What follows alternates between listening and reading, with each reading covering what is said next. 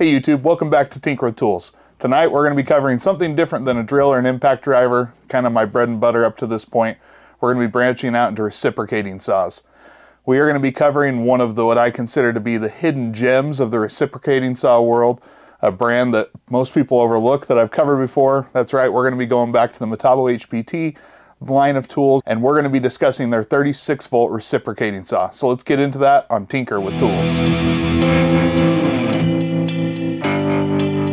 Alright, so this is the model that we are going to be discussing tonight. It is their 36-volt reciprocating saw, model number CR36DA. It's called their 5-inch cordless reciprocating saw. So for those of you who don't know, Metabo HPT is formerly Hitachi Power Tools, or Hikoki known as abroad.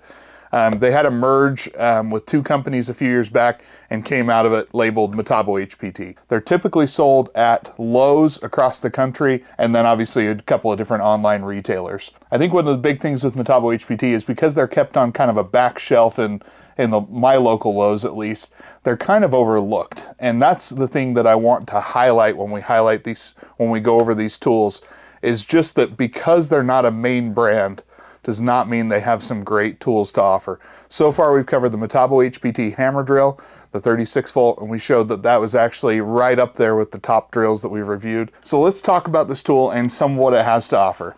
As I mentioned, it is a 36-volt tool, so that is going to be running off of their multi-volt batteries. This will not run off their 18-volt batteries. The multi-volt batteries are compatible with 18-volt tools, but it doesn't go the other way around. Now this saw has been out for a number of years. I believe it's about 3 years now, but it still is kind of a hidden gem when it comes to reciprocating saws. It is a 4-speed saw ranging from 1700 RPMs all the way up to 3000 RPMs, so you can kind of control that. It also does have an orbital mode, and the stroke length is 1.25 inches in case you're interested. That's pretty common. Now it does have a nice rafter hook as well, so you can take it up with you on a job site and use it that way. And everything's pretty standard when it comes to, the ergonomics of the tool. You can go ahead and adjust the shoe by undoing that green lever there, and then obviously put it back in so you can kind of adjust where on the blade you are cutting. If I had any gripes about the tool, it simply has to do with the blade change. You have to twist to be able to insert the blade down in there, and depending on where the saw stops when you're using it, sometimes that is inaccessible, and so then you have to pulse the trigger to try and get it to pop back out just enough so that then you can put the blade in or change the blade. Aside from that, everything on the tool is pretty great to use. We're just going to go through some generic testing really quick, and then I'm going to come back for a conclusion, and at the end we'll show you that metal cutting test.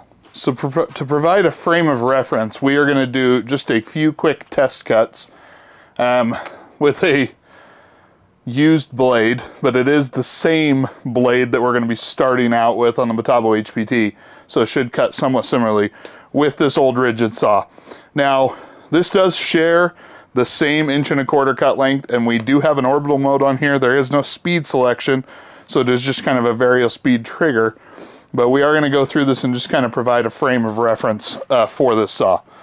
So first off, we are going to be starting in non-orbital mode and just doing a quick cut.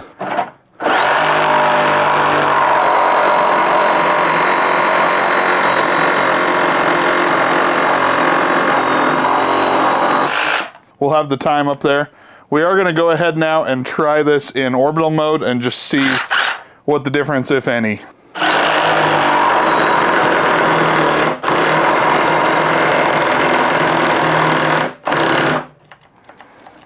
Okay, we are getting a cutout. I'm going to move this in just a little bit to see if it lessens the vibration and makes the cut possible. So the vibration obviously was not our friend there. Anytime you have that much vibration, it just kind of takes away some of the effectiveness of the blade. And that is one thing about the rigid. And this is an old saw. Do not take this as any sort of an indictment on rigid. Just, it is an older saw, it's not as refined, and I think rigid probably has much better stuff to offer. All right, so when it comes to size, The Metabo HPT is a significantly larger saw.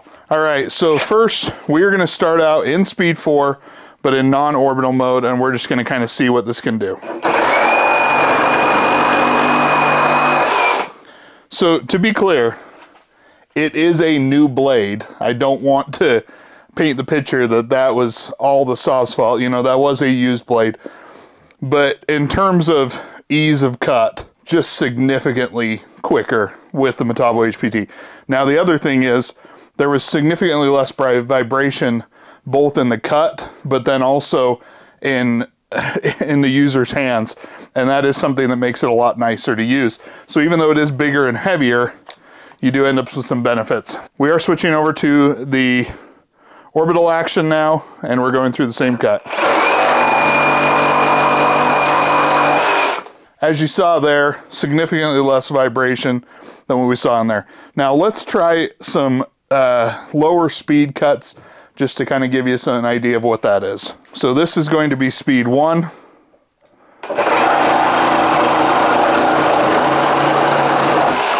Not quite as smooth, but still pretty darn quick. Now there are some holes drilled in this, so every once in a while we might get into a part that is riddled with some holes. I'll try and miss them a little bit. Okay, this is gonna be speed 2.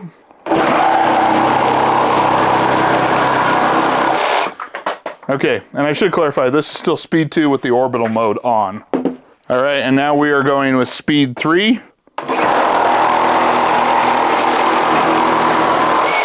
All right, so let's talk some quick conclusions on this tool. It is a great saw, and I think it is well worth your time to check out. It is, if you watch any of the other reviews out there, there's a pretty common consensus that it is just a very nice and powerful saw with good speed and low vibration. And I can definitely confirm that that is true. It is a very powerful saw. It'll go through anything that I've put it in front of so far.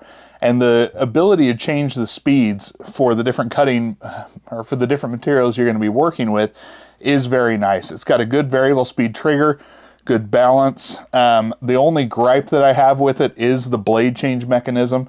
Now the best thing about this tool is because it's Metabo HPT, you do tend to find some pretty good deals on this.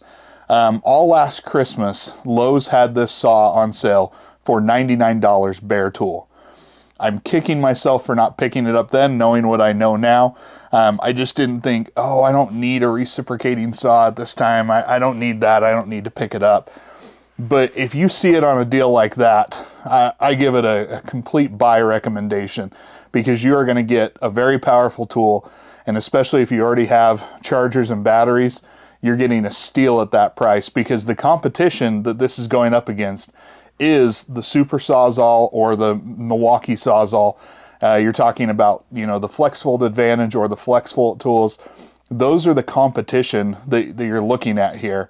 And it definitely can compete with those tools. Now, I'm not saying that it is going to be better than it in every way, but especially if a Sawzall or a reciprocating saw is not something you need for everyday use, it sometimes can hurt to pay big bucks for that. And so if you see a steal of a deal, you can get it on there. Now, I recently got this from Tool Nut. They were running it for about $50 off. And so it was a good deal at the time I got it. I just wish I had picked up on that Christmas deal where it was $99. All right, so now let's talk about the metal cutting portion of this video that you're about to see. So I was challenged by Impact Nation Tools to try and cut through 60 pieces of 1/2-inch rebar in under 10 minutes. I wholeheartedly agreed to do this, thinking, oh yeah, this will be fun and easy. And then I cut my first piece of rebar, and I realized just how much work this is and just how difficult of a job it is cutting through that hard of steel. Now, for those of you who do this for a living and have to work with rebar and know all about cutting through it, I have all the respect in the world for you, because it is hard work. It is not super easy, and if you don't know what you're doing, it becomes even more difficult. Ultimately, where I failed is not being able to adequately secure down the pieces so they wouldn't vibrate back and forth, because then as they're moving, it just becomes impossible to cut through them. Now, with that being said, the blade that I chose was the Milwaukee thick metal torch blade with the nitrous carbide, and that nitrous is important because that is their kind of coated blade that extends the life and allows it to cut through more stuff. With this blade, I managed to cut through roughly 20 pieces of rebar. Maybe I'll do a little counter on the screen to show that. But what you will see is that even though my technique was awful and that I failed to secure it down properly, the blade took the abuse, and there is still life in this blade. It could still cut through something if secured down properly. The other thing is the saw performed wonderful.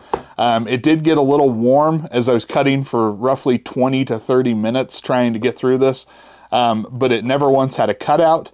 And although I went through the whole battery, obviously an experienced person with a saw would be able to do significantly better than what I did with that. Never at any time was it uncomfortable to cut with the saw, other than it's hard work cutting through steel, and respect the people that do it. So please enjoy this. Thanks for watching this video, and if you have any questions about the saw, please let me know. I'll try and get them answered for you. If you like what you saw, go ahead and hit that like button, and if you want to see more great content from Tinker with Tools, hit the subscribe. I've got a big month of some different DeWalt tools coming up that we're going to be featuring soon. More stuff that we have not featured on the channel before, so we're going to be able to cover some new and unique stuff. So please make sure you get subscribed so you can see that. Thanks for watching Tinker with Tools. Have fun with this, and I'll catch you next time.